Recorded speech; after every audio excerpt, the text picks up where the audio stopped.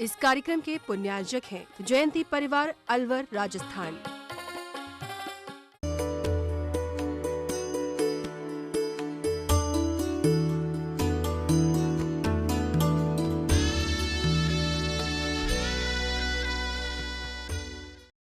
की जय है। कोटा से अभिषेक जैन, इनकी जिज्ञासा है, महाराज श्री के चरणों में नमोस्तु। महाराज श्री, क्या अभिषेक व सांत्यारा की दान की राशि का उपयोग धार्मिक आयोजनों में होने वाले सामूहिक भोज के लिए कर सकते हैं या नहीं? कृपया समाधान। कदापि नहीं। किसी भी शांति धारा, पंच कल्याणक विधानों की बोलियां, किसी भी धार्मिक पर्पज से आया हुआ धन भोजन में नहीं ले सकते, क्योंकि भोजन वह स्वयं जैनी कर रहे हैं जो जैन धर्म को मानते हैं। आपके जो निर्माल चढ़ाते हैं ये जैनी नहीं खाते। दूसरे लोग जो जैन धर्म को नहीं मानते हैं उनको निर्माल का दोष नहीं होता। इसलिए कदापि भूल करके 1 रुपया भी नहीं। कई लोग क्या करते हैं, थोड़ी बहुत पानड़ी कर लेते हैं दस्तूर को, और उसमें जो कमी पड़ते हैं वो बोलियों के पैसे से, गुल्लक के पैसे से, पंच कल्याणक के और अन्य पर्पज से आए हुए पैसों से भोजन व्यवस्था कर लेते हैं। बहुत बड़ा निर्माल का दोष है।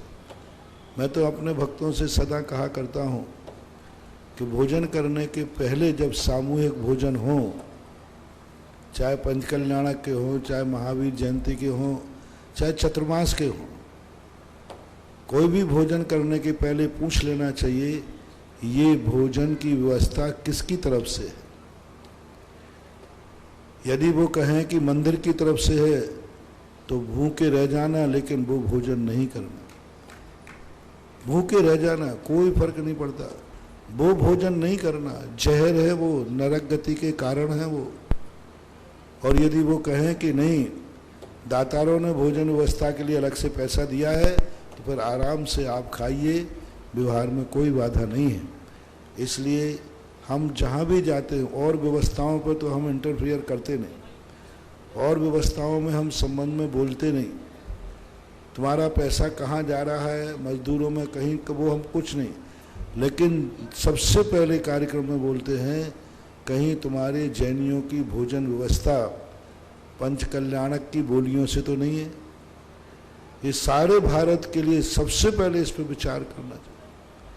वो तीर्थ क्षेत्र में भी है तो तीर्थ क्षेत्र में भी भोजन व्यवस्था दातार से हो या भोजन व्यवस्था का फंड अलग हो। महावीर जयंती आदि 10 लाक्षण पर्व आदि के बाद भोज करते हो, वे भी मंदिर की तरफ से नहीं होना चाहिए। अंत में यही है कि 1 रुपया भी कम पड़ता है तो मंदिर के पैसे से नहीं मिलना चाहिए, भोजन की व्यवस्था ही होना चाहिए। मुजफ्फरनगर से तृप्ति जैन, इनकी जिज्ञासा है, महाराज श्री चरणों में नमोस्तु। महाराज श्री अंशनाथ भगवान के समय में पौनपल्ल धर्म विच्छेद और पौनपल्लकम 54 सागर 21 लाख वर्ष तीर्थ परिवर्तन काल रहा था, और धर्मनाथ भगवान जी के समय में भी 4 पल्ल धर्म विच्छेदन और 3 सागर 1 पल्लकम 2,50,000 वर्ष तक तीर्थ परिवर्तन काल रहा था। महाराज श्री, इसका क्या अर्थ है? कृपया समाधान। तीर्थ परिवर्तन का काल है, इसके लिए उत्तर पुराण के अंदर पूज्यवर गुणभद्र आचार्य महाराज ने इसके संबंध में बहुत अच्छा सुंदर चित्रण किया कि कौन से काल में कब का। जैसे शुभदिनाथ भगवान के बाद तीर्थ का प्रवर्तन का विच्छेद होता गया है, तो बीच में जब तीर्थंकर आते थे तो उनके जीवन काल में और उनके बाद भी आचार्यों मुनियों की परंपरा चली रही। यानी मुनि धर्म जीवित है तो तीर्थ प्रवर्तन है, और मुनि धर्म नहीं है तो तीर्थ प्रवर्तन नहीं। यहाँ पर जो पल्ल के 8वें भाग प्रमाण और इतने सागर प्रमाण, जो तीर्थ का प्रवर्तन रहा, तीर्थंकर की उम्र तो 1 पूर्व कोटि वर्ष से ज़्यादा होती ही नहीं है, तो कैसे रहा? इनके मोक्ष जाने के बाद परंपरागत मुनि महाराज होते रहे, और मुनि महाराजों का जैसे होना बंद हो जाता है, धर्म का प्रवर्तन का विच्छेद हो जाता है। श्रावक तो रहते हैं, मंदिर रहते, सब रहते हैं, लेकिन मुनि खत्म हो जाने से तीर्थ का प्रवर्तन खत्म हो जाता है। जैसे अभी उत्तर भारत में 500-600 साल तक मुनि नहीं रहे, तो उत्तर भारत में जैन धर्म का तीर्थ का प्रवर्तन कम हो गया, पंडित लोग तो थे। इसलिए जो मुनियों का काल है, भगवान ने जन्म ले लिया, मार्ग चला दिया, फिर मुनि होते रहे, लेकिन दूसरा तीर्थंकर जन्म नहीं ले पाया। उसके बीच में राजकीय सत्ताओं के कारण, राजाओं की विद्रूपता के कारण, हुंडाओ सर्पणी दोष के कारण से मुनि महाराजों की दीक्षा लेना संभव नहीं हुआ, क्योंकि राज की सत्ता ऐसी हो गई, कोई मुनि दीक्षा ले नहीं सकता। तो उसको बोलते हैं अंतराल काल, ऐसा मानना चाहिए। वाराणसी से कन्हैया सोनी इनकी जिज्ञासा है। महाराज श्री के चरणों में नमोस्तु। महाराज जी, जीवन क्या है और जीवन में धर्म की हमको क्यों जरूरत है, कृपया समाधान करें। जीवन में धर्म की जरूरत क्यों है? जीवन में धर्म की जरूरत है नहीं, जीवन ही धर्म है, धर्म ही जीवन है। यदि सच्चा जीवन है तो धर्म से रहित हो नहीं सकता, और धर्म कभी जीवन से रहित हो नहीं सकता, क्योंकि धर्म तो आत्मा की पर्याय है। न धर्मो धार्मिक कई बिना, हमारे यहाँ स्पष्ट शब्द सीधा लिखा, धर्म धर्मात्मा को छोड़ के नहीं रहता और धर्मात्मा धर्म को छोड़ के नहीं रहता। धर्म की जरूरत की और नई जरूरत का प्रश्न जब उठे, जब पर वस्तु हो, बाहर की वस्तु हो, तो अपन कह सकते हैं कि भाई इस वस्तु की आत्मा को क्या जरूरत पड़ी। ये तो आत्मा का स्वभाव है, शुद्ध स्वभाव, स्वरूप है। स्वरूप में जरूरत नहीं पूछी जाती। आत्मा में कोई पूछे ज्ञान दर्शन क्यों है, अरे ज्ञान दर्शन है। अग्नि गर्म क्यों होती है, वो तो स्वभाव है। इसलिए धर्म को लोग कुछ अलग वस्तु समझते हैं। धर्म के लोगों के लिए कुछ पता नहीं क्या लगता है, ये धर्म भगवान का है, ये किसका है। अरे कुछ नहीं, ये तो अपने आत्मा के शुद्ध स्वरूप है। एक अच्छे जीवन का लक्षण का नाम धर्म है, यूं मान लो। अब आपकी भाषा में बताते हैं, जो अच्छी तरह से दुनिया में जीना जाता है, इज्जत के साथ, मान सम्मान के साथ, अच्छी तरह जो जीना जाता है, जिसकी चारों तरफ प्रशंसा हो, ऐसा जीवन जीने के लिए धर्म की जरूरत है। अपने सुख शांति से जीना चाहता है, अपने जीवन को निराकुल बनाना चाहता है, त्रिकाली, भविष्य भी हमारा जीवन उज्जवल रहे, भविष्य भी अच्छा रहे, तो वो धर्म को वैसा बनाना पड़ता है। धर्म को जीवन से अलग मत करो, हमारे आचार्यों ने भी नहीं किया है। मात्र विश्व में एक जैन दर्शन ऐसा है जो मात्र आत्मा का धर्म है, अपनी शुद्ध निपट आत्मा का धर्म है। इसलिए पूज्यवर ने कहा, समंतवत महाराज ने, कि धर्म कहाँ मिलेगा? बाजार में कहाँ मिलेगा? धर्मात्मा के बाद, क्योंकि धर्मात्मा को छोड़कर धर्म कहीं पाया नहीं जाता, ऐसा मानना चाहिए। जैसे अग्नि को छोड़ करके अग्नित्वपना कहीं पाया नहीं जाएगा, जल को छोड़कर जलत्वपना कहीं पाया नहीं जाएगा। इसलिए धर्म कभी धर्मात्मा को छोड़ के अलग से कभी पाया नहीं जाएगा, ऐसा मानना चाहिए। अहमदाबाद गुजरात से वृत्तिका जैन इनकी जिज्ञासा है। महाराज श्री के चरणों में नमोस्तु। महाराज श्री स्टोपदेश के 19वें श्लोक में आया है, अज्जीवस्योपकारा है तद्देहस्यापकारकम, अद्देहस्योपकारा है तज्जीवस्योपकारकम। अर्थात जो आत्मा का उपकार करने वाला है वह शरीर का उपकार करने वाला है, तथा जो शरीर का उपकार करने वाला है वह आत्मा का उपकार करने वाला है। महाराज श्री कृपया कैसे समझ में नहीं आया? ये अध्यात्म दृष्टि है। आध्यात्मिक दृष्टि में कारणकारी की विवक्षा को गौण किया जाता है, उपकार उपकारी भाव को गौण किया जाता है, निमित्त नैमित्तिक परिणति को गौण किया जाता है। अध्यात्म ग्रंथों में वस्तु के स्वतंत्र स्वरूप का वर्णन किया जाता है, और शरीर चूंकि पर है, जब जब हम शरीर की तरफ दृष्टि जाएंगे हमारी आत्मा से दृष्टि हटेगी, और जब जब हम आत्मा की तरफ दृष्टि ले जाएंगे नियम से शरीर के प्रति उपेक्षा भाव आएगा। पूज्यवर कुंद कुंद भगवान ने नानस्य फलम उपेक्षा, जैसे जैसे व्यक्ति ज्ञान की तरफ जाता है वह उपेक्षा भाव, यानी शरीर से संसार के प्रति उपेक्षा भाव आता है। आप इसी को देख लीजिए, जैसे जैसे हम लोग धर्मात्मा बनते जाते हैं वैसे वैसे शरीर को सुख कम देते हैं। देख लो, शरीर का अपकार हो रहा है, शरीर का अपकार हो रहा है। हम लोग मुनि बन गए, गर्मी सर्दी शरीर को पानी चाहिए, पानी नहीं दे रहे, एक आसन कर रहे। शरीर के लिए मच्छर नहीं काटे, मच्छर काटते हैं। शरीर में पैर में कांटे चुभते, हम लोग चिंता नहीं करते। सर्दी गर्मी सारा जो मुनिपथ है, शरीर की उपेक्षा है, इसमें सब तरफ से उपेक्षा है, क्योंकि आत्मा मुख दृष्टि है। और शरीर की तरफ जो दृष्टि ले जाते हैं वे आत्मा से च्युत होते हैं। नियम से होगा ही होगा, क्योंकि काय की तरफ दृष्टि जाएगी तो हमें आत्मा के स्वरूप से बाहर आना ही पड़ेगा। और आत्मा के स्वरूप में जब जाएंगे तो शरीर को क्या शेरनी खा रही है? खा रही है। सिगड़ी से जल रहा है, जल रहा है। सियालनी खा रही है, खा रही है, क्योंकि वो आत्मा में लीन है। तो आज शरीर का अपकार हो रहा है कि नहीं हो रहा है? तो ये आध्यात्मिक भाषा कहलाती है। अध्यात्म भाषा में उपकार उपकारी की कोई चर्चा नहीं होती। उनमें कहते हैं वस्तु स्वरूप क्या है, वस्तु का स्वरूप क्या है। शरीर की चिंता करना, शरीर की सुरक्षा करना, उपकारी की जयकार बोलना, उपकारी का एहसान मानना, आध्यात्मिक ग्रंथ कहता नहीं। हमारे यहाँ तो वस्तु स्वरूप का कारण वर्णन होगा। किसके कारण से तुमने स्वरूप प्राप्त किया है, वो कारण की उपेक्षा करता है, ऐसा मानना चाहिए। ये पूज्यपाद स्वामी की पंक्तियां हैं जो कि एक आध्यात्मिक दृष्टि से लिखी गई है। आगरा से अर्पित जनन की जिज्ञासा है। महाराज श्री के चरणों में नमोस्तु। महाराज श्री, हम विद्यार्थी हैं और हमारे जीवन में हम लोगों की दिनचर्या कैसी होनी चाहिए जिससे हम लोग आगे के लिए मार्ग हमारा प्रशस्त रहे? कृपया समाधान। जो अपना कुलाचार है, सबसे पहले तो पढ़ने वाले विद्यार्थी की चर्या में कुलाचार होना चाहिए।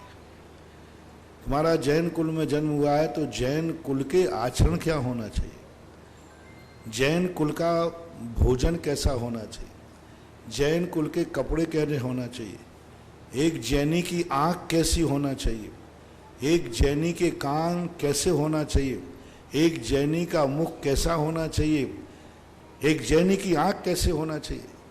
जैनी की आँख कह रहा हूँ, सबकी आँख नहीं कह रहा हूँ। जैनी की आँख उस चीज को नहीं देखेगी जिससे जैनत्व कलंकित होता हो, जिससे जैनत्व दूषित होता हो। जैनी के कान ऐसी बातें नहीं सुनेंगे जिससे जैनत्व पर आँच आती हो। जैनी के पैर हैं, चलते हैं, लेकिन ऐसे स्थान पर नहीं जाएंगे जहाँ जैनत्व कलंकित होता हो। दूध भी पिएगा लेकिन शराब की दुकान पर खड़े होकर नहीं पिएगा, क्योंकि वो जैनी है। दूध पिएगा, ऐसे स्थान पर नहीं जाएगा जहाँ पर जैनत्व खत्म होता हो। ऐसे लोगों की संगति नहीं करेगा, दोस्त नहीं बनाएगा जिससे हमारा जैनत्व खत्म हो जाए। दोस्ती नहीं बनाएगा। मान लीजिए वो मांसाहार नहीं करता है तो मांसाहारी को दोस्त नहीं बनाएगा पढ़ने वाला। रात्रि भोजन नहीं करता है तो रात्रि भोजन करने वाले को दोस्त नहीं बनाएगा। पढ़ने वाला जब अपनी जिंदगी को पढ़ेगा तो वो अपनी जिंदगी का साथी ढूंढेगा, तो ऐसे से विवाह नहीं करेगा जिससे हमारे कुल पर लांछन लग जाए, माता पिता को दुख हो जाए। शादी विवाह करते समय बेटा और बिटिया की शादी विवाह होता है तो माँ बाप को खुशी होती है कि दुख, मुझे पता नहीं है। आप लोग बेटा बेटियों की शादी करते हो, नहीं होती तो टेंशन होता है कि हो जाती सो टेंशन होता है, बोलो ना। तो आप खुशी से करते हैं, और तुमने ऐसी क्या शादी की कि माँ बाप दोनों रोने बैठ रहे हैं, रो रहे हैं। माँ बाप को तो खुश होते हैं कि मेरे बेटे बिटिया की शादी हो गई, और तुमने ऐसी शादी कर ली कि जो माँ बाप रोने बैठ गए, शर्मिंदा हो गए, आज दुनिया के सामने मुंह दिखाने लायक नहीं रहे, महाराज को आहार देने लायक भी नहीं रहे। तो ऐसे लोगों को अपने जीवन का साथी बनाना जिससे जैनत्व खंडित न हो। तो विद्यार्थियों को सबसे बड़ी आज ये ध्यान रखने वाली बात है, जब गांधी जी विदेश जाने लगे तो उनकी माँ ने एक ही कहा कि बेटा मुझे विदेश जाने से कोई गम नहीं है, मैं इतनी मोही नहीं हूं कि तुझे छोड़ नहीं सकूं, बस मुझे डर है कि विदेश जाने के बाद तू कुलाचार को भूल जाएगा, धर्माचार को नहीं। धर्माचार की बात नहीं, कुलाचार को भूल जाएगा। और हमारे कुल में आचार है कि शराब और मांस का सेवन नहीं होता है, और वहाँ जाएगा तू करेगा क्योंकि वातावरण ऐसा है, इसलिए मैंने तेरे जाने का निषेध है। महात्मा गांधी ने सोचा, मां 2 बातों के कारण से मेरी पढ़ाई छूट जाएगी, 2 बातों के कारण से मैं विदेश नहीं जा पाऊंगा, मैं एक अच्छा बैरिस्टर नहीं बन पाऊंगा। तुरंत दिमाग चलाया। गांधी ने कहा, मां बस और कोई कारण? बोले, बेटा और कोई डर नहीं है। लो, मैं मां के चरणों की सौगंध करता हूं, कैसी भी परिस्थिति आ जाए मैं शराब और मांस का सेवन नहीं करूंगा। मां ने दोनों हाथ से आशीर्वाद दे दिया। आजकल बच्चे बच्चियां मेरे पास आते, बोले महाराज जी मेरे पापा को समझाओ मुझे पढ़ने नहीं भेज रहे बाहर। खास तौर से बच्चियां आती, महाराज जी मेरे मम्मी पापा मुझे पढ़ना चाहती हूँ, देखो मेरे अच्छे नंबर है, मार्कशीट लेके आ जाती है बच्चे, लेकिन मम्मी पापा कह रहे नहीं मैं तो बाहर नहीं भेजूंगा।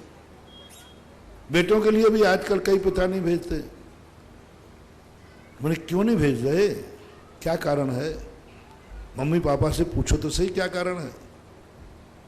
तो 2 लोगों ने पूछा, बोले मुझे मालूम है तेरी एक सहेली गई थी, वो लौट के नहीं आई, सबका मुंह काला कर दिया, भाग गई किसी के साथ। वो एक छोकरा गया था, वो पता नहीं कैसे कैसे आचरण लेके आ गया। तो हमने कहा बस आप अपने आचरण से माँ बाप को ये विश्वास दिला दो कि मैं संसार में कहीं भी जाकर के पढ़ाई करूंगा, लेकिन मैं इस कुल को कलंकित नहीं होने दूंगा। शपथ करो, मैं ऐसे जाकर के ऐसे खान पान नहीं करूंगा जिससे कुल कलंकित हो। मैं ऐसे लोगों को दोस्त नहीं बनाऊंगा जो हमारे आचरण पर, और मैं कभी शादी विवाह करूंगा तो ऐसे लोगों से नहीं करूंगा जिससे आपका धर्म छूट जाए। 20 प्रतिज्ञा करके दिखा दो, माता पिता को भगवान की साक्षी करके दिखा दो, माँ के चरण पुकार दिखा दो, माँ तेरी सौगंध, पिताजी तेरी सौगंध, भगवान की सौगंध, गुरु की सौगंध, मैं प्रतिज्ञा करता हूँ, करती हूँ कि मैं जब भी शादी करूंगी दिगंबर जैन से करूंगी और माता पिता की मंजूरी लेकर करूंगी। बस आपको अभी हाल आशीर्वाद मिल जाएगा। आपको माँ खुशी खुशी भेज दे दी। कौन माँ अपने बेटे बच्चों को नहीं पढ़ाना चाहती, लेकिन डर क्या है कि आज बच्चा जितना हमारा पावन है, कल ये पावन बना भी रहेगा या नहीं, ये डर है। तो बच्चे लोगों से मेरा एक ही कहना है कि आप लोग अपनी पढ़ाई में अपने आचरण को इतना पावन बनाओ कि माँ बाप का मस्तक ऊंचा उठे, माँ बाप को एक आनंद की अनुभूति हो। ऐसा कोई कार्य नहीं करना जिससे माँ बाप को ये कहना पड़े कि इससे अच्छा तो ये बेटा बिटिया जन्म नहीं लेता तो ठीक था। तो बच्चों के लिए तो मेरा एक ही संदेश है कि जिन माँ बाप ने तुम्हें अपना मस्तक और कुल को दीपक माना है, कहीं उस घर में अंधेरा करके मत चले जाना। क्या माना बच्चे को? आप लोग क्या मानते? दीपक, कुल दीपक कहते हो, और कहीं तुम्हारा आचरण उस कुल में अंधेरा न कर दे। यही ध्यान रखना बच्चों के लिए सबसे बड़ा संदेश है, निर्देश है, आदेश है। ऑनलाइन जिज्ञासाओं के पश्चात प्रत्यक्ष रूप से विराजित श्रावक श्राविकाओं में प्रथम जिज्ञासा के लिए आमंत्रित करता हूं श्री तनसुख जी वलावत भिलवाड़ा। उसके पश्चात तैयार रहे प्रेम बाई सोनी इंदौर।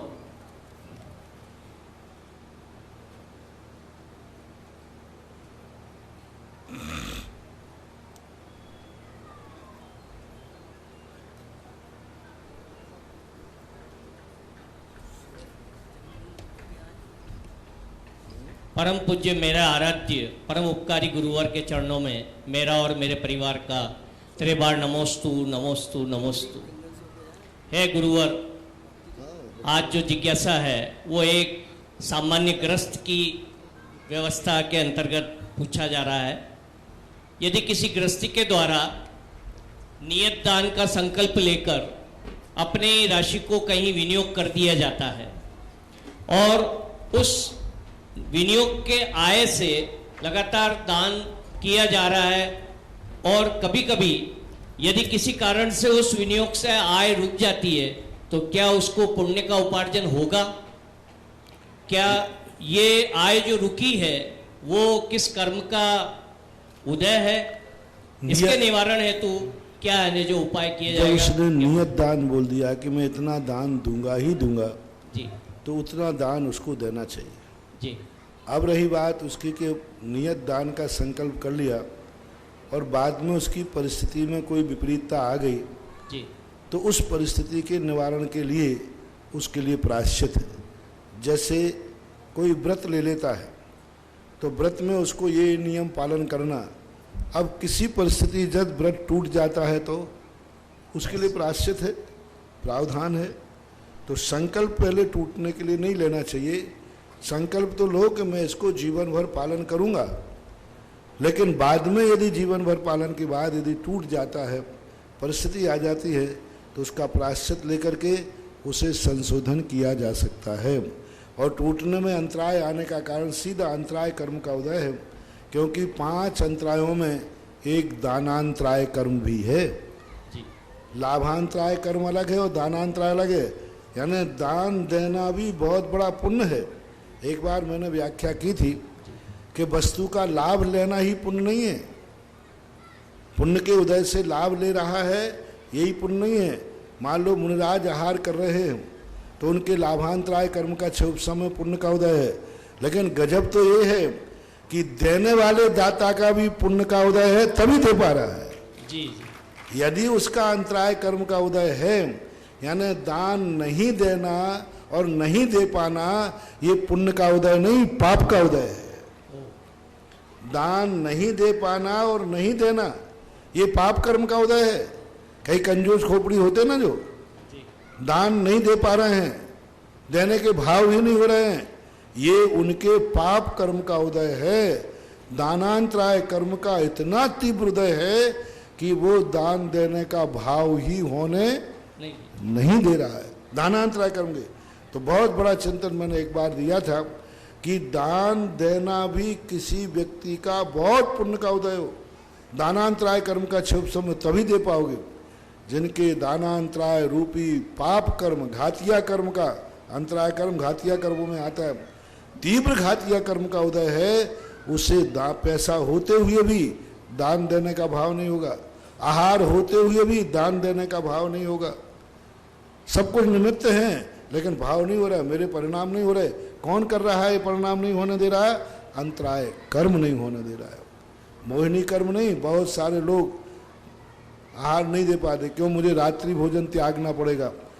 तो रात्रि भोजन में चारित्र मोहिनी कर्म का उदय है ही, साथ में उसके अंतराय कर्म का भी उदय है, ये मानना चाहिए। अकेला एक ही नहीं, उसका इतना पाप कर्म का उदय है कि वो पाप कर्म का उदय कहता है इसको रात्रि भोजन त्याग मत करने दो, नहीं तो ये आहार दे देगा, और इसके पाप कर्म का उदय है। इसलिए बहुत अच्छा प्रश्न है, सारा जगत सुने। जिन जिन के दान देने के भाव नहीं होते हैं वे अपने आप को ज़्यादा अच्छा न समझें, उनके तीव्र पाप कर्म का उदय होने से उनके परिणाम नहीं हो रहे हैं, ऐसा मानना चाहिए। इसका निवारण का क्या? निवारण का यही है कि पश्चाताप करो कि मैंने किसी को अंतराय डाला होगा, मैंने कभी किसी के संकल्प में बाधा डाली होगी। उसका निवारण एक ही है कि आगे हम ऐसी बाधा नहीं डालेंगे, धीरे धीरे कर्म कमजोर हो जाता है। नमोस्तु। प्रेमबाई सोनी इंदौर, उसके पश्चात तैयार रहे नम्रता जी लोहाड़िया इंदौर।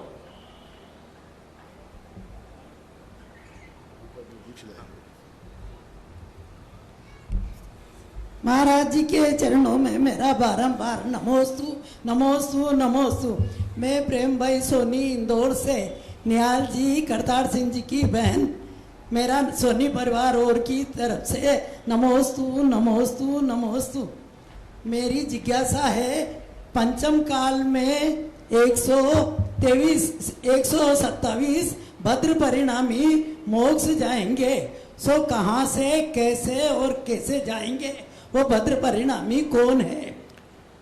123 पुत्र जो 23 जो जीव है वे जो मोक्ष वो विधेय क्षेत्र जाएंगे, उनकी संख्या का ही कथन है। और संख्या का तो डिवाइडेशन भी है कि 21,000 वर्ष में कितने जीव कितने हजार वर्ष जाएंगे, ये तो डिवाइडेशन है। लेकिन कौन जाएगा, कहाँ से जाएगा, उसका इतिहास आगम में नहीं मिलता कि वो जीव कौन से देश से, कौन से कुल से, क्या नाम वाले जीव यहाँ से मरेंगे, यहाँ जन्म लेंगे और वहाँ जाएंगे मर करके, ऐसा कोई आगम में उल्लेख नहीं है। 123 का उल्लेख है और 21,000 में उनको डिवाइड भी किया है कि इतने हजार के बाद, इतने साल के बाद इतने जीव, लेकिन कौन कहाँ से जाएगा इसमें आगम का कोई उपदेश नहीं है। ये कहते हैं कि 3,000 वर्ष में 64 जाएंगे। हाँ, फिर 3,000 में 32। वो डिवाइडेशन है, मैंने बता दिया कि काल का डिवाइडेशन है, लेकिन कौन है और कहाँ से जाएंगे आगम में इसका कोई कथन नहीं। नमस्ते महाराज। श्रीमती नम्रता जी लोहाड़िया इंदौर, उसके पश्चात तैयार है श्री अजित गांधी बारामती महाराष्ट्र।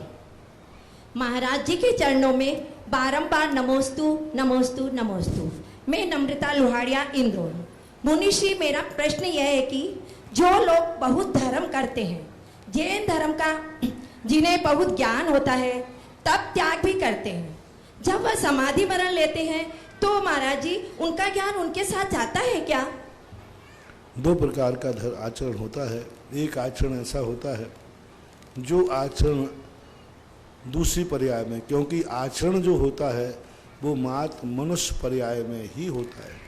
जब आपने समाधि की बात कही, व्रत की बात कही, चारित्र की बात कही, 84 लाख योनियों में मात्र चारित्र मनुष्य पर्याय में ही है और चारित्र त्रियंचों में भी है, लेकिन मनुष्य जो चारित्रमान है वो मर के त्रियंच बनता नहीं है।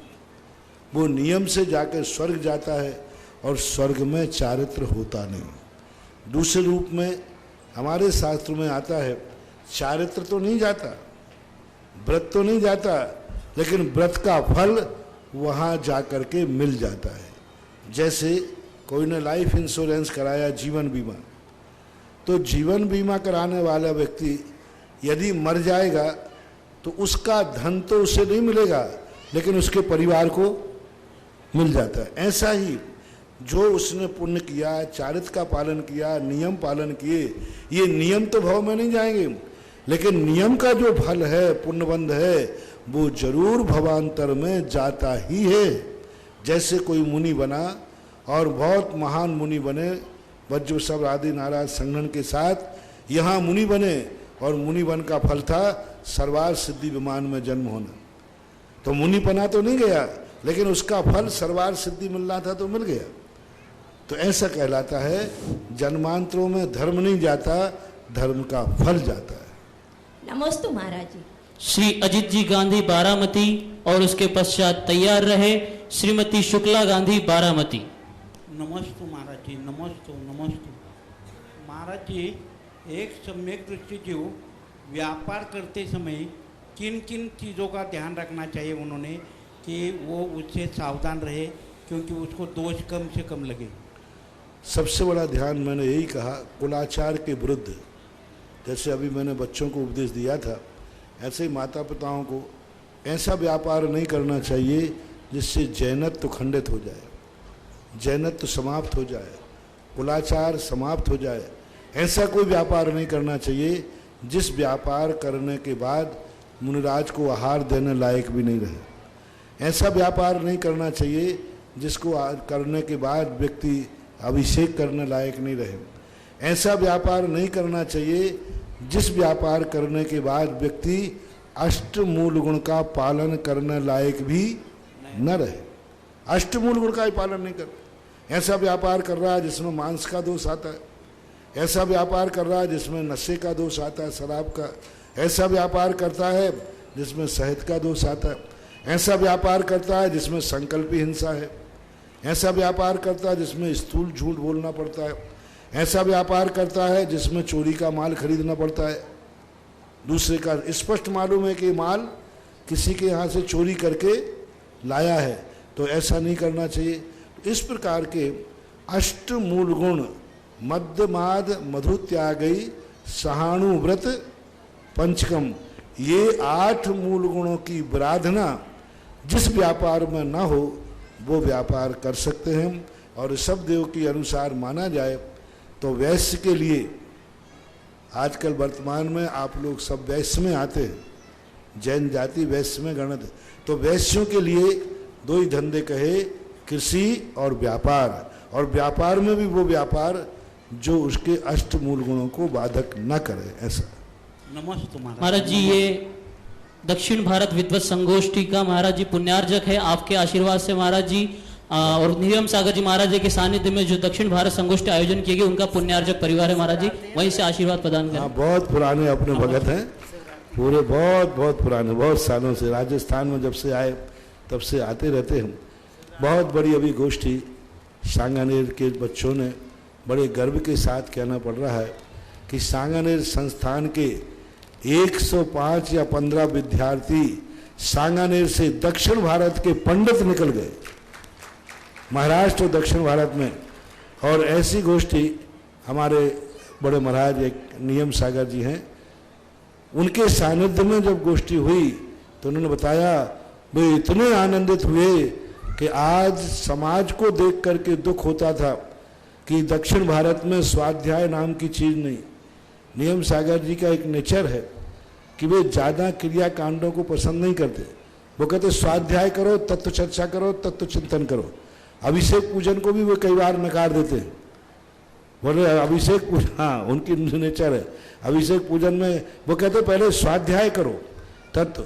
तो उनके मन में जब बच्चों ने सम्यक दर्शन के ऊपर बोले तो वो इतने गदगद हुए, इतने रोमांचित हुए कि दक्षिण भारत में भी लोग तत्व की चर्चा करते हैं। उत्तर भारत में तो खूब है, दक्षिण भारत में क्योंकि वहाँ क्रिया कांडों का बाहुल्य है।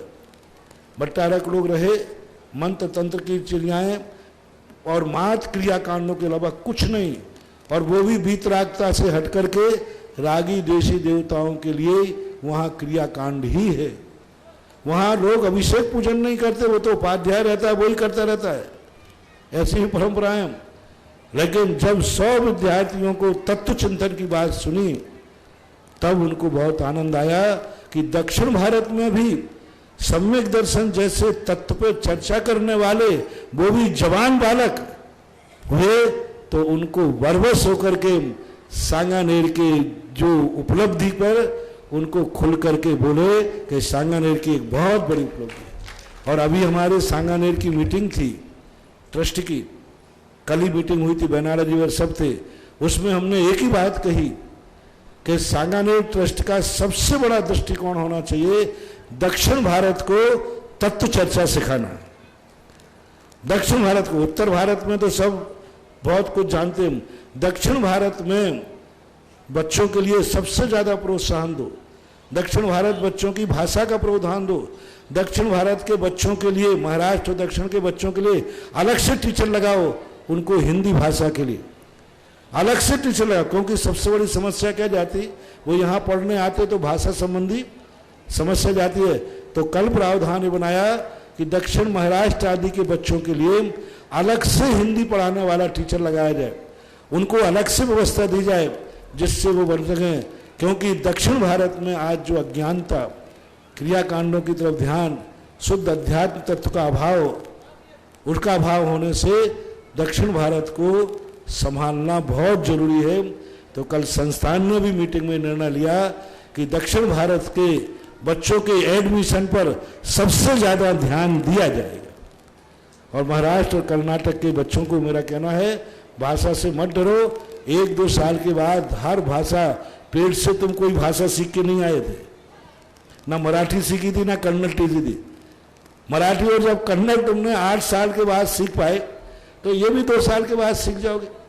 और अब आज का आपका संदेश ये है, तो अब तो वे सांगानेर में बच्चियों का भी संस्थान खुल गया है। महाराष्ट्र और कर्नाटक से भी बच्चियों का एडमिशन 10वीं के बाद वो भी अब पंडितानी बन गई है। हाँ, तो दक्षिण और महाराज की बच्चियों के लिए भी आप प्रोत्साहित करें। और सांगानेर में एक बालिका छात्रावास, बालिका शास्त्री, आचार्य, उपाध्याय, जो कनिष्ठ वरिष्ठ उत्तम उपाध्याय आदि होते हैं, यानी 5 साल तक जैन धर्म की पढ़ाने वाली बालिकाओं का भी कॉलेज और छात्रावास सांगानेर में खुल चुका है। इसलिए महाराष्ट्र से और कर्नाटक से बच्चियां अभी 29 तारीख से उनका एडमिशन शिविर जबलपुर में लग रहा है।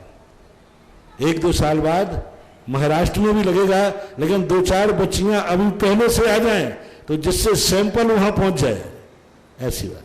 नमस्ते महाराज जी, इसी की जिज्ञासा में एक जिज्ञासा हीरा जी गंगवाल गुवाहाटी से महाराज जी, उनकी जिज्ञासा है कि आपने युवक युवतियों के लिए तो महाराज जी शिक्षण संस्थान खोल दिया, पर महाराज जी हम महिलाओं के लिए आपके मन में ऐसा कैसे विचार आया कि आपने करुणा करके 12 वर्ष का जो पाठ्यक्रम रखा है महाराज जी, हम उसका अध्ययन कर रहे हैं और अभी इष्टोपदेश का स्वाध्याय चल रहा है महाराज जी, और हमारी ये भावना है कि हम जीवन भर महाराज जी पाठ्यक्रम में शामिल रहे महाराज जी। तो उनका कहना है कि आपने ऐसी करुणा हमारे लिए कैसे विचार किया? मैंने अपना जीवन मॉल सिस्टम बना लिया है, यहाँ हर माल मिलेगा हर व्यक्ति के लिए। इधर हमने बच्चियों का, उधर बड़े लोगों के लिए 12 वर्षीय कोर्स किया। तो हमारे पास सब, मंदिर की तरफ जाता हूं तो मंदिर, तीर्थ, लोग मेरे ऊपर ये नहीं कह सकते मैं क्या हूं, हमें लोग टाइटल दे, महाराज जी आप कितने तीर्थ बनाओगे, तो दूसरा कहता है आप कितने विद्यालय खोलोगे, चौथा कहता है आप कितनी अस्पताल बनाओगे। तो मेरा तो बहुमुखी है, कैसे भी बने हर दृष्टिकोण से समाज का उत्थान होना चाहिए। तो ये 12 वर्षीय जितने पुरुष और महिलाएं हैं, ये 12, आप कोर्स से ना डरें कि कोर्स बड़ा है, इतना बड़ा महापुराण क्यों पढ़ूं, मत पढ़ना। 15 नंबर का पेपर नहीं कर पाओगे, और क्या, इष्टोपदेश पढ़ लेना, एक ग्रंथ तो पढ़ लेना।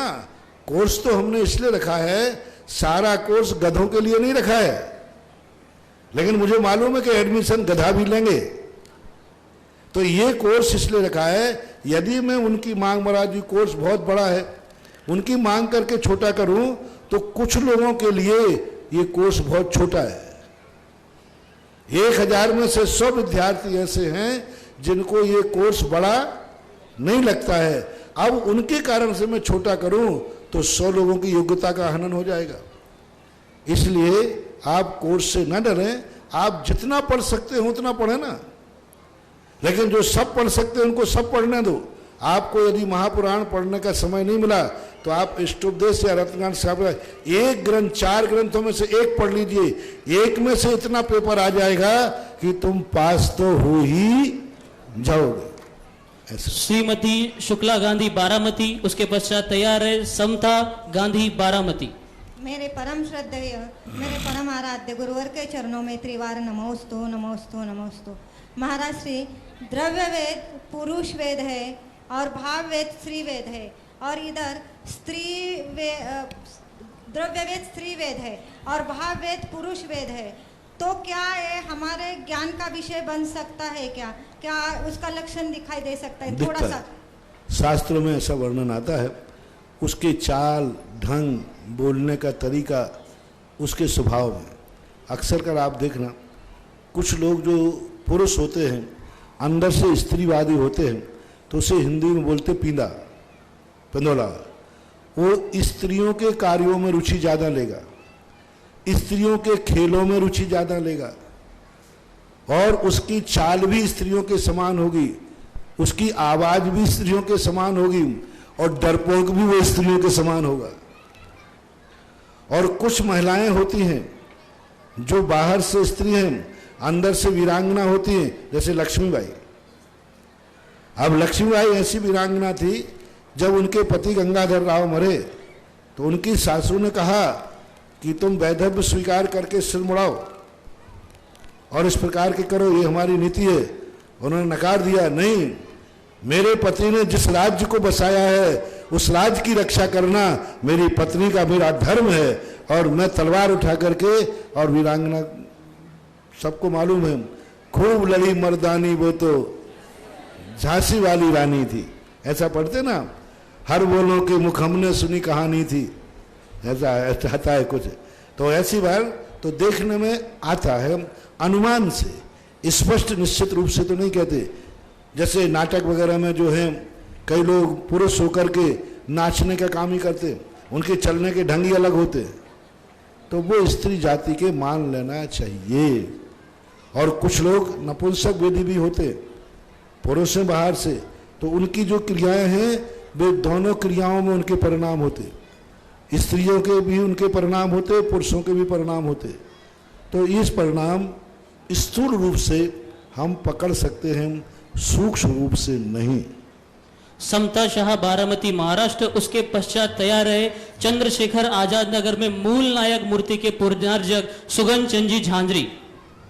इसके लिए एक और आप लोगों को लेटेस्ट उदाहरण जो आपका वैज्ञानिक समलैंगिक जो संबंध बनाते हैं वो समझ लेना चाहिए। जैसे दो स्त्रियों ने समलैंगिक संबंध बनाए, विवाह भी हो रहा है आजकल, पेपरों में आते हैं, तो इनमें समझ लेना चाहिए कि इनमें पुरुष वेद का उदय है।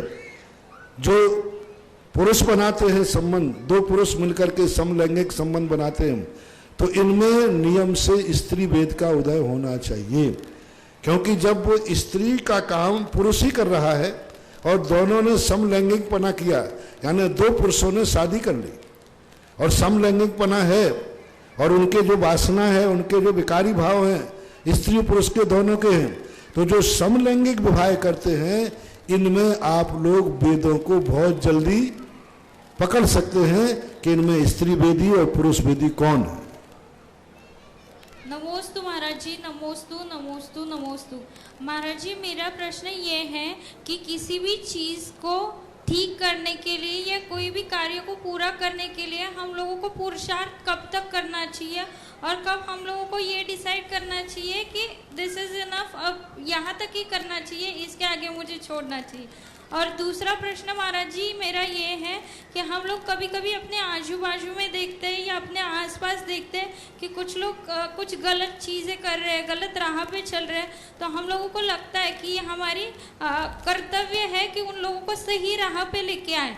लेकिन अगर उन लोगों को सही राह पे लाने का परिश्रम करते हैं तो कहीं ना कहीं खुद को भी आकुलता होती है कि वो लोग जल्दी से ठीक नहीं हो रहे, और अगर उनको सही राह पे लाने का परिश्रम नहीं करते तो ऐसा लगता है कि हम लोग सेल्फिश हो रहे हैं, हम लोग खुद की दुनिया में मस्त रह रहे हैं। तो क्या करना पुरुषार्थ के लिए हमें वहीं तक पुरुषार्थ करना चाहिए जहाँ तक हमें अपने जीवन में मरने का भाव ना आवे, जहाँ तक हमें जीवन में संक्लेश भाव ना आवे। जहाँ हमें संक्लेश भाव आने लग जाए उस कार्य को छोड़ देना चाहिए। हमें इतना संक्लेश होने लगा, जो कार्य हम सुख के लिए कर रहे हैं उसमें दुख होने लग जाए, जो हम अच्छे के लिए कर रहे हैं उसमें बुरा होने लग जाए, जो कार्य हम हंसी के लिए कर रहे हैं उसमें रोना आने लग जाए, तो उस कार्य को छोड़ देना चाहिए। बस वहाँ पुरुषार्थ खत्म कर देना चाहिए। क्योंकि हर क्रिया हम सुख के लिए करते हैं और उससे दुख होने लग जाए। जैसे कोई भी क्रिया आप लोग करते हैं कार्य और सुख के लिए करते हैं और उसमें दुख होने लग जाए, उसको छोड़ देना चाहिए। हम किसी से संबंध बनाते सुख के लिए और वो दुख के कारण बनने लग जाए, संबंध तोड़ देना चाहिए। क्योंकि दुख में कारण बन गया, फिर करके क्या करोगे। इसलिए जिसके लिए हमने कार्य किया है, यदि वह आनंद, वह सुखानुभूति, वह उपलब्धि नहीं होती है तो हमें छोड़ देना चाहिए।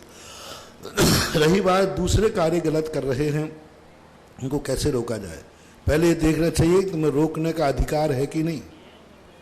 क्या वो तुम्हें रोकने का अधिकार उसने दिया है? क्या तुम रोकोगे तो कम से कम वो तुमसे बैर तो नहीं साधेगा? यदि वो बैर साध लेवे तो नहीं करना। सीख जाको दीजिए ताको सीख सुहाए।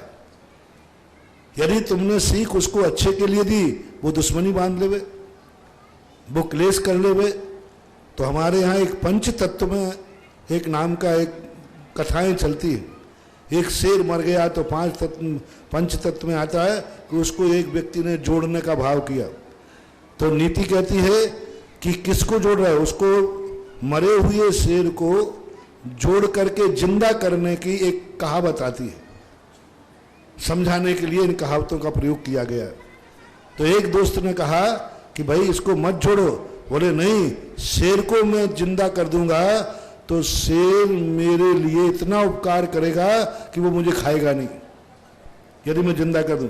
दूसरा कहते भैया शेर पर कितने उपकार करो, वो तो उपकारी को भी खाएगा। तो एक ने नहीं माना, नहीं मैं तो मरे हुए शेर को जिंदा करूंगा, इसको जीवन दान दूंगा, मेरे पास कला है मरे को जिंदा करने की। दूसरा नीतिवान था, पेड़ पे चढ़ गया और उसने जाकर के उसे जिंदा किया, और जैसे जिंदा किया वो जिंदा करने वाले को भी शेर खा गया। तो ऐसे शेरों को मरे हुए को जिंदा नहीं करना, चाहे बड़ी जिंदा रखने की ताकत क्यों ना हो, इतने से समझ जाना चाहिए। मूल नायक मूर्ति पुण्यार्जक सुगम चंद जी झांझरी, उसके पश्चात तैयार है कनिष्का सोनी नसीराबाद।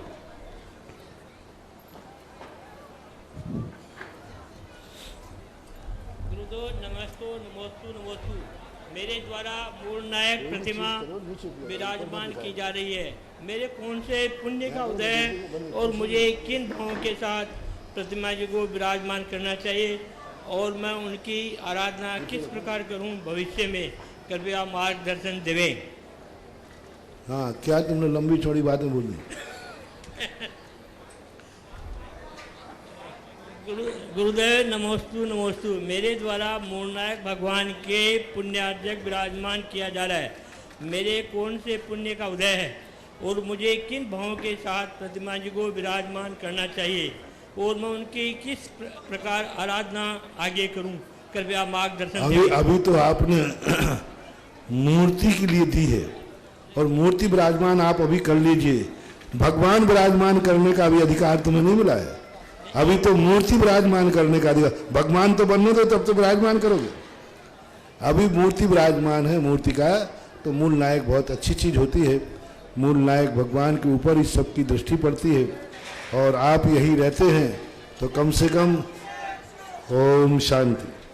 सुबह और शाम में कभी अपने विराजे हुए मूल नायक का दर्शन करने आ जाया करो, बड़ी दूसरी कॉलोनी में रहते हो। और आज ये बच्चे लोग जो है इधर आ जाए, ये बच्चे लोग आज बहुत बड़ा ओम शांति पंच कल्याणक प्रतिष्ठा महोत्सव हमारे देश के लिए पर्यावरण का कारण बने। ये पंच कल्याणक पर्यावरण के लिए किया जाता है।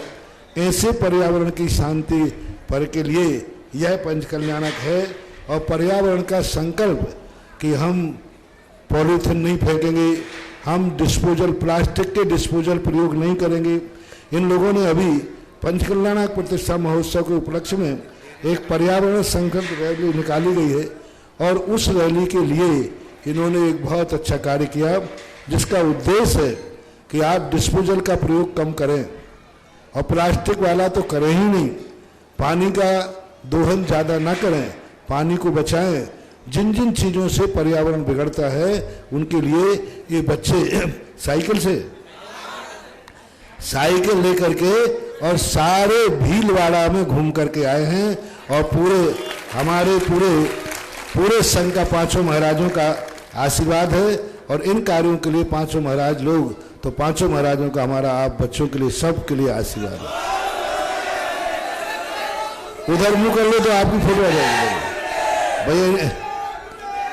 ओम शांति, ओम शांति, ओम शांति। नहीं, टेक टू ऑर्डर, शांति के साथ बस चले, बैठे चले। और महाराज जी के सानिध्य में चंद्रशेखर आजाद नगर का निर्विरोध कमेटी का चयन किया गया है। सभी कमेटी की पदाधिकारी आए और महाराज जी के सामने शपथ ग्रहण समारोह होगा। ये शपथ ग्रहण समारोह भी ऐतिहासिक है क्योंकि अभी देश के लोकतंत्र के चुनाव हुए हैं और 30 तारीख को शपथ ग्रहण है और चंद्रशेखर आजाद नगर कमेटी का आज शपथ ग्रहण समारोह है। सभी कमेटी के पदाधिकारी आ जाए सामने। चलें, जब तक जिज्ञासा बुलाए जब तक इकट्ठे हो रहे। चलिए, आगे की जिज्ञासा के लिए कनिष्का सोनी नसीराबाद अपने स्थान पे जल्दी खड़े हो जाएं। आप जिज्ञासा बोले जब तक। चलिए, आगे की जिज्ञासा के लिए है नसीराबाद कनिष्का सोनी। चलिए चले, आगे बोले। हाँ चले, जल्दी बोले। दोस्तों महाराज जी, मेरा प्रश्न ये है कि हाँ बोले। नमोस्तु महाराज जी, मेरा प्रश्न ये है कि हम बच्चों के लिए पुण्य और पाप क्या होता है? पुण्य और पाप ही होता है, जिस क्रिया से तुम्हारी मम्मी को रोना आ जाए वो पाप है और जिस क्रिया से तुम्हारी मम्मी हंस जाए वो तुम्हारे लिए पुण्य है। नमोस्तु महाराज जी। दूसरी बात, जिन कार्यों से महाराज खुश हो जाएं वो पुण्य है और जिन कार्यों से महाराज नाराज हो जाएं वो पाप है।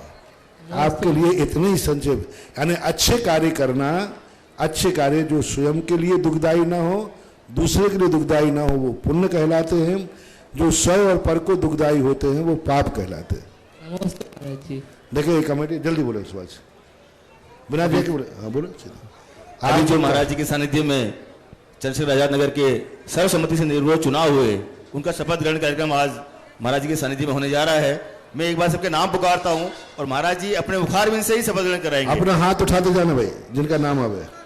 अध्यक्ष भेड़ूलाल जी बरजातिया, कार्याध्यक्ष श्री श्रवण जी गोदा, समन्वयक लादूलाल जी जांजरी, कन्यालाल जी बाकलीवाल, उपाध्यक्ष पारस जी पहाड़िया, उपाध्यक्ष हीरालाल जी प्रेमावत, मंत्री निर्मल जी जांजरी, कोषाध्यक्ष जय कुमार जी सोगानी, सह कोषाध्यक्ष नेमीचंद जी जांजरी, सह कोषाध्यक्ष कालूलाल जी शाह, सह मंत्री श्री भागचंद जी शाह, राकेश जी लोहारिया, भंडारपाल सिंह अरविंद जी बैद, प्रचार मंत्री सुशील जी पाटनी, अशोक जी बाकलीवाल और 10 कार्यकारिणी सदस्य हैं गीसालाल जी गोधा, विमल जी जांजरी, कमल किशोर जी गोधा, पंकज जी गोधा, राकेश जी श्रीमाल, पदम जी जांजरी, पवन जी बज, शांतिलाल जी पांड्या, नंदलाल जी जांजरी और चंद्र प्रकाश जी सोगानी। मैं परम पूज्य गुरुदेव से निवेदन करूंगा कि अपने मुखारबिंद से इनकी शपथ ग्रहण कराएं। सभी लोग हाथ जोड़ लें, सभी लोग हाथ जोड़ लें और महाराज जी को दोहराना है। मैं सभी बोले तुम लोग, मैं आज देवसाद गुरु की साक्षी में प्रतिज्ञा करता हूं कि चंद्रशेखर आजाद नगर समाज और मंदिर की व्यवस्था हेतु जो समाज ने मुझे चयन किया है और गुरु ने आशीर्वाद दिया है, इस पद के लिए मैं ईमानदारी से कर्तव्य निष्ठापूर्वक निर्वाह करूंगा। मैं ऐसा कोई कार्य नहीं करूंगा जिससे समाज और मंदिर की प्रतिष्ठा में आँच आवे। मैं अपने धर्म की मीटिंग की बातें गुप्त रखूंगा, गोपनीयता की शपथ करता हूं। ध्यान रखना, आपको बहुत बड़ा विश्वास के साथ 86 लोगों ने इनको चुना है। यानी कितना 110-120 घर के यहाँ हैं जिनमें 86 लोग उपस्थित थे और उन्होंने इनको चुन करके और बहुत बड़ा किया। बहुत अच्छा। आप समाज का विश्वास रखें और समाज के विश्वास को कायम रखें और इतना अच्छा कार्य करें, इतने बढ़िया कार्य करें।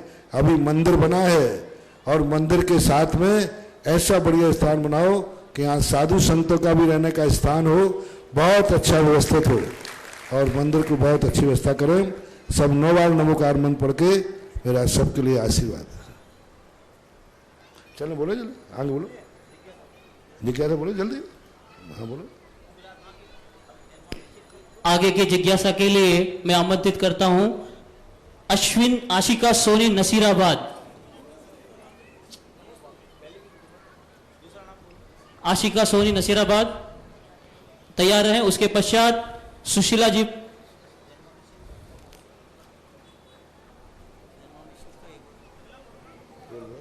दो ही जिज्ञासा। नमोस्तु महाराज जी। महाराज जी मेरा प्रश्न है कि जब हम मंदिर जाते हैं तो हमें भगवान के सामने आंख खोलकर दर्शन करने चाहिए या आंख बंद करके? आंख खोल करके भगवान को देखते हुए। कोई भी चीज का है देव दर्शन नाम है, देव ध्यान नहीं। जब देव दर्शन करने गए हैं तो आंख खोल के करना चाहिए। भगवान को देखते हुए स्तुति पढ़ना चाहिए, भगवान को देखते हुए पूजा पढ़ना चाहिए। जब आप कायोत्सव वगैरह करें वो ध्यान में आ जाता है।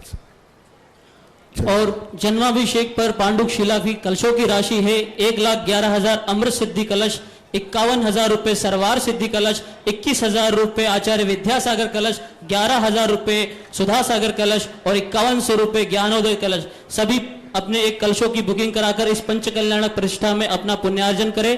उसके पश्चात महाराज जी एक ऑनलाइन जिज्ञासा है श्राविका रत्न श्री सुशीला जी पाटनी आरके मार्बल किशनगढ़ से। उनकी जिज्ञासा यह है महाराज जी कि जब हम जिनेंद्र भगवान के समक्ष दर्शन आदि करते हैं तो उस समय पूजन की द्रव्य धोना चाहिए अथवा पूजन के बर्तन धो सकते हैं, और धोते हैं तो उसमें क्या दोष है? पूजन की द्रव्य धोना चाहिए भगवान के समक्ष और धोते हैं बर्तन तो क्या दोष है? समक्ष तो एकदम नहीं धोना चाहिए, थोड़ा हटके धोना चाहिए, क्योंकि धोने का अर्थ है उसकी गंदगी निकालना, उसकी अशुद्धि निकालना। तो भगवान के सामने किसी भी प्रकार की अशुद्धि को निष्कासन करना ठीक नहीं है। थोड़ा सा मंदिर से हट करके किसी कोने में उसी टेबल पर पूजा कर रहे हो, उसी टेबल पर अभिषेक हो रहा है और वहीं पर तुम द्रव्य धो रहे हो, तो ये गलत बात है। थोड़ा हट करके होना चाहिए, इतना ध्यान रखें। आगे की जिज्ञासा के लिए शिक्षा काला भिलवाड़ा, उसके पश्चात तैयार है पंडित पदम जी काला भिलवाड़ा। नमोस्तु महाराज श्री, मेरी जिज्ञासा है कि मंदिर में घंटा बजाने का क्या महत्व है? घंटे का एक पहली बात तो अष्ट मंगलों में घंटा आता है, तो घंटा एक मांगलिक रूप माना जाता है। हमारे यहाँ 8 मंगल होते हैं, उनमें घंटा भी एक मंगल है। दूसरा, घंटा एक संकेत है कि हम कोई कार्य करने जा रहे हैं तो उसका आगाज है। तीसरा कारण, घंटे की जो ध्वनि है उस ध्वनि में ऐसी झनकार होती है कि आप देखना जब घंटा बजता है, संगीत बजने में नहीं, घंटा बजता है, आपके मन में एक ऐसा स्पंदन होता है कि वह द्वंद्वों को तोड़ देता है। कितना भी चिंतन में कोई बैठा हो, चिंता में, एकदम घंटा बजा दीजिए, उसके अंदर एक ऐसा स्पंदन होता है। घंटे की झनकार अलग होती है, वह झनकार सारे वातावरण को शुद्ध करती है, मस्तिष्क को शुद्ध करती है और अपने मन के लिए तैयार करती है कि तुम सब विकल्पों को छोड़ करके सामने जो कार्य है उसके लिए करना चाहिए। अन्य वाद्यों में मात्र घंटा ही मांगलिक है, बाजे और भी होते हैं, झांझरा होते हैं, मंजीरा होते हैं, सब होते हैं, लेकिन किसी को मंगल में शामिल नहीं किया, मात्र ध्वनि में घंटे को शामिल किया। तो घंटा का ध्वनि मांगलिक है, घंटा स्वयं में मंगल रूप है। इस कार्यक्रम के पुण्यार्जक थे जयंती परिवार, अलवर, राजस्थान।